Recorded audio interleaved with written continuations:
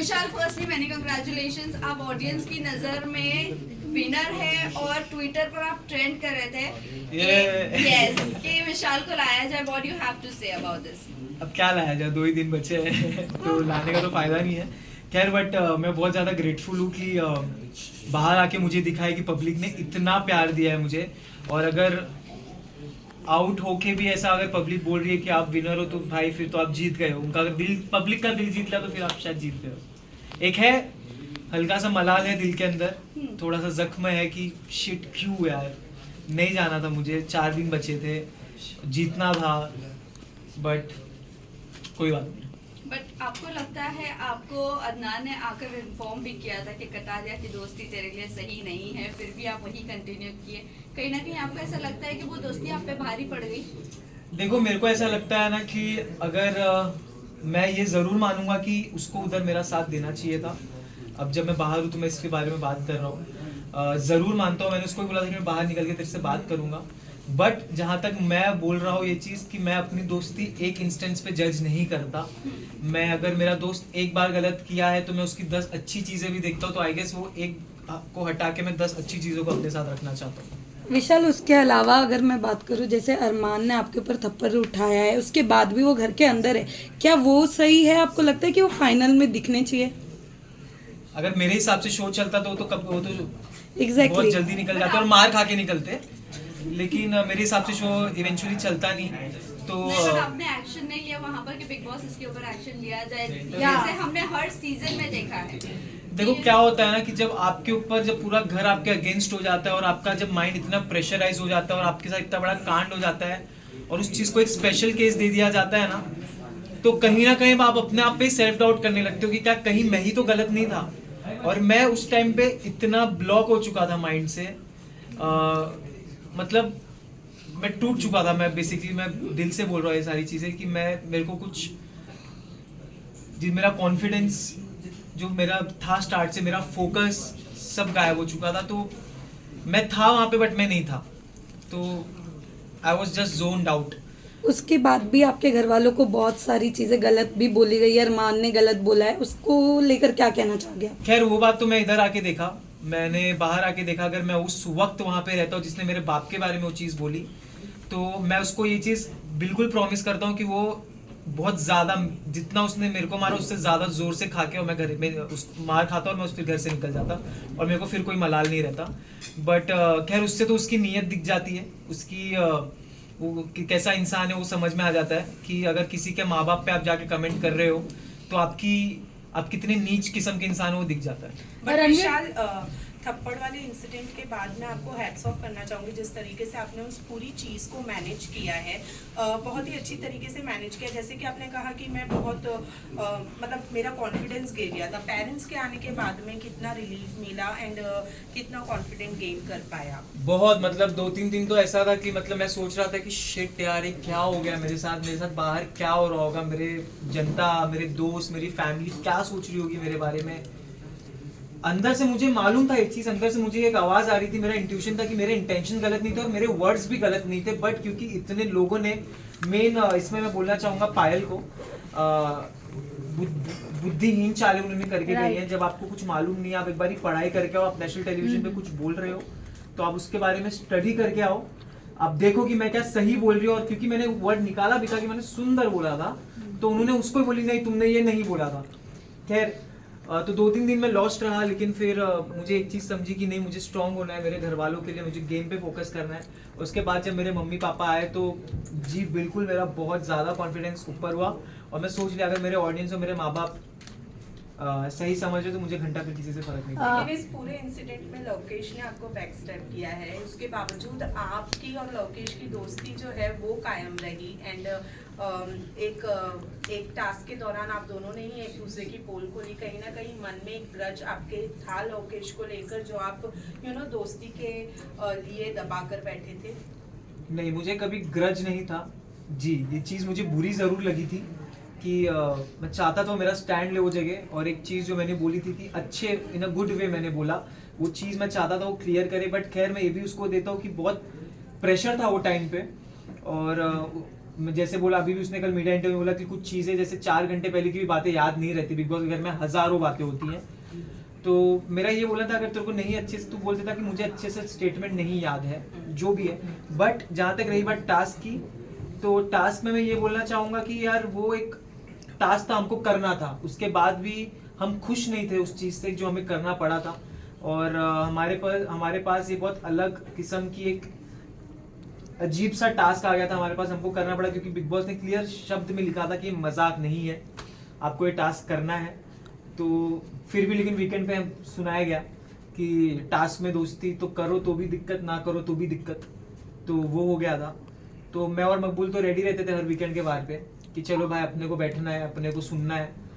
तो नहीं, बट जहाँ तक रही बैक स्टेपिंग की, तो मैं ये बहुत कड़क शब्द है बोलने के लिए, मैं ये नहीं यूज़ करना चाहूँगा। जैसे मैंने बोला ये चीज़ कि मेरा दोस्त था और दोस्त रहेगा। विशाल आपसे जान प्रेस कॉन्फ्रेंस को लेकर आपका क्या कहना है, क्योंकि आपके मुद्दे को सबसे ज्यादा उठाया गया है और अरमान को बैश किया गया है थ्रू मीडिया। तो मैं इस पे एक स्टोरी बता रहा था, मैं एक चीज यहाँ पे रिपीट करना चाहता हूँ, जो जगह आप नहीं हो वो जगह पे भी अगर आपके नाम की गूंज मच रही है तो आपने जिंदगी में कुछ सही करके आए हो शो में। क्या होता है विशाल आपसे जानना चाहूंगी, रणवीर शौर्या ने भी काफ़ी आपसे फाइट हुई है आप दोनों के बारे में, निकलने के बाद भी काफ़ी ज़्यादा वो ग्रुप खुश नज़र आई। तो आप बताना चाहें रणवीर शौर्या की गेम जिस तरीके से वो सामने वाले को चुप करा देते हैं, इवन जो अनदर कंटेस्टेंट्स है वो कहीं ना कहीं उनके एज, उनके एक पर्सनालिटी को देख के एक रिस्पेक्ट करते हुए चुप हो जाते हैं, आपको क्या कहना है उनके बारे में?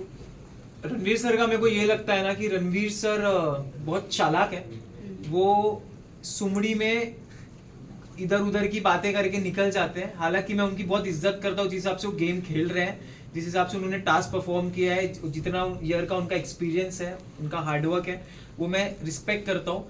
लेकिन आप अगर आप छोटों से एक्सपेक्ट करते हो इज्जत, तो क्या आपका ये फर्ज नहीं बनता कि छोटे भी आपके साथ एक नेशनल टेलीविजन पे मेहनत करके आप उनको भी इज्जत दो? क्योंकि अगर आप इज्जत दोगे तो आपको इज्जत मिलेगी। खैर उन्होंने इज्जत दी नहीं, लेकिन फिर भी हमने उनको इज्जत दी थी। जहाँ सना मकबूल भी प्लेटफॉर्म से, वही प्लेटफॉर्म से आती है, एक्टर वो भी है, एक्ट्रेस वो भी है, बट रणवीर सर से उनको इज्जत तो मिलती नहीं है, बल्कि उनको डोमिनेट ही किया जाता है या कोई भी चीजों को लेकर बोला जाता है। अरे मकबूल स्ट्रांग है, उसको कोई कुछ नहीं कर सकता, कोई सीन नहीं है उसका, वो सही है, वो कर लेगी मैनेज। और जहाँ तक रही बात रणवीर सर की बात, तो वो करते हैं, उन्होंने तो भाई बहुत सारी ऐसी ऐसी चीजें उन्होंने कह दी है, मेरे और मकबूल के रिलेशन पे ऐसी ऐसी उन्होंने बातें कह दी है, बट खैर उन पे नहीं बोला गया है, कोई बात नहीं। विशाल हम साई केतन पे आते हैं। साई केतन ने जहाँ एक क्लिप वायरल हो रही थी, उन्होंने कहा इस ग्रुप के बंदों को उड़ना बहुत जरूरी है। इतने फ्रस्ट्रेट हो गए थे आप चारों के ग्रुप से कि जब वो आप तीनों निकले तो जैसे मैंने बताया कि वो ग्रुप काफी ज्यादा एक्साइटेड और खुश नजर आ रही थी, बट क्या उनकी तरफ से हमने गेम प्लान नहीं देखा? तो फ्रस्ट्रेशन क्या था? Continue to this question, Sai ने निकलते निकलते कहा कि सॉफ्ट कॉर्नर, किस बात का सॉफ्ट कॉर्नर है जब वो आप लोगों को हेट ही करते थे? बताता हूँ, उसमें भी आऊंगा मैं। मेरे ख्याल से तो आप अगर ये सारी चीजें देखो तो एक चीज से ये समझ सकते हो कि भाई उनकी फट गई थी लिटरली। हम चारों से सब घर वालों की फटती थी कि भाई अगर ये नहीं जा रहे यहाँ से, इनको तिगड़म करके निकालना पड़ेगा, क्योंकि अगर इनको तिगड़म करके नहीं निकाले तो ये आखिरी तक नहीं हिलने वाले। और मैं ये दावे के साथ कहता हूँ, जो हिसाब से मुझे ऑडियंस का, जनता का प्यार दिखा है, हम चार तो नहीं हिलने वाले थे, बट बहुत सारी चीजें करी गई, ठीक है। और जहां तक रही बात कि इन चारों को उड़ाना पड़ेगा, सबसे पहली बात भाई तेरे बस की बात है नहीं, तेरे बस की तो बात नहीं, तेरा पॉइंट रखने की, तू चारों को उड़ाने की क्या बात कर रहा है? तो पहली चीज ये। और दूसरी चीज जहां तक रही बात, साई ने अगर ये बात बोली है, जो कि मेरे को नहीं बोली है, तो मैं साई को एक बात बोलना चाहता हूँ, साई आपके लिए मैंने नया नाम निकाला है, आप साई केतन या आप साइड केतन है, ठीक है? तो साइड केतन इसीलिए आपने पूरे शो में आपने यही चीज बोला है कि ये एक दो दोस्ती, एटलीस्ट हम अपने दोस्ती पे तो थे, जो भी हमारे बीच में हम एक दूसरे के साथ खड़े थे, जो पूछ बोल रहे हो, हम दोनों एक दूसरे को सुधारते थे, बोलते थे, तुम तो लेजिट पूछ बन के घूम रहे हो।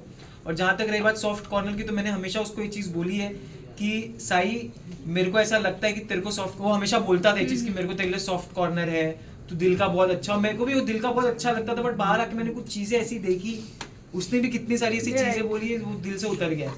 अरमान मलिक ने आपके कैरेक्टर को बहुत ज्यादा असैसिनेट किया है, उनके बारे में आप क्या कहना चाहोगे? बाहर आने के बाद आपको चीजें पता चली होगी, आपके फैमिली मेंबर्स से भी, व्हाट यू हैव टू से? वो इंसान का कैरेक्टर, वो इंसान कैसे कैरेक्टर जज कर सकता है जो खुद कैरेक्टर लेस हो, जिसने खुद 2 शादी करके बैठा हुआ है? तो जो अपनी पहली बीवी का नहीं हो सका, वो दूसरों का क्या ही होगा? और उनके बाकी के बाहर की चीज़ों के बारे में तो मुझे जाना भी नहीं, क्योंकि मेरे को लगता है लोगों को ऑलरेडी सब पता है ऑलरेडी क्या सीन है क्या नहीं है।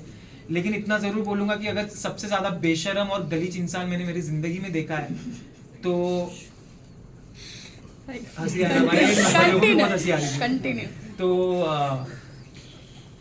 कुछ में इतना बेशरम इंसान है अरमान मलिक कि वो एक चीज़ बोलता है, झगड़ा करता है, फिर स्वीट हो जाता है, फिर बोलता है।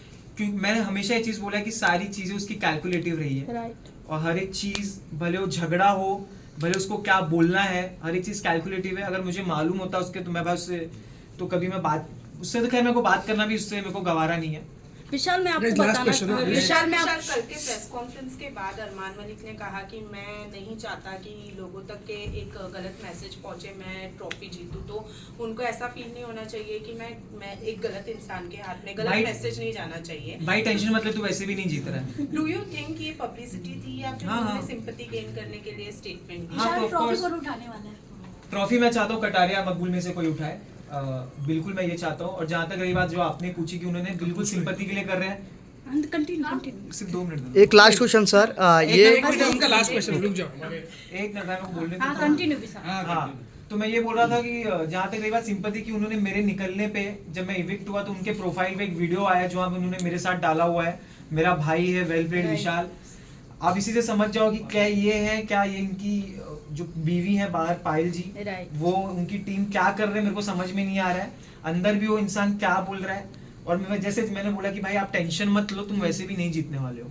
लास्ट में निकलते हुए आप हक करके निकले थे अरमान को, दिल में क्या चल रहा था? विशाल इतने प्यार से हक किया था आप दोनों प्यार को। से नहीं, खैर उन्होंने मुझे भूल चूक माफ बोला था निकलते टाइम, जब उन्होंने मेरे को हक किया था तो भूल चूक माफ, ठीक है।